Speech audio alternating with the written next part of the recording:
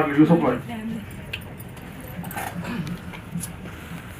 Hi friends, అందరికీ happy new year.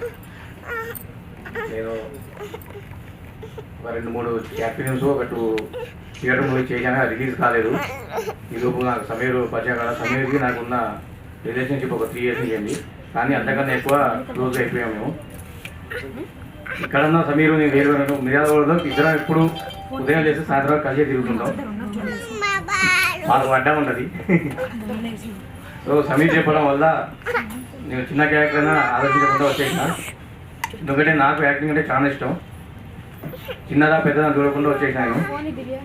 ఇక ఇక్కడికి వచ్చిన తర్వాత అదే క్యారెక్టర్ కొద్దిగా హై చేసిన సమీర్ నన్ను.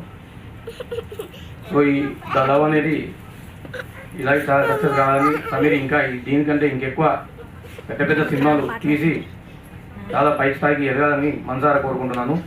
అలాగే సమీర్తో పాటు ఈ సినిమా ముందుకు తీసుకొచ్చిన క్రాంతి అన్న, సమీరు క్రాంతి అన్న లేకుంటే ఈ సినిమా అసలు వాస్తవానికి బయటికి రాకపోయేది.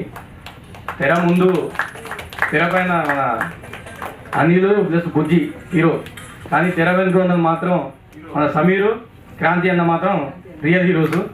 వీళ్ళ వల్ల ఇంతవరకు ఈ స్టేజ్కి వచ్చినాం మనం ఇవాళ. కాబట్టి ఇలాగే మనం పెద్ద పెద్ద ప్రాజెక్ట్ చేసుకుంటా ముందుకు సాగాలని మనసారా కోరుకుంటున్నాను. Thank you all.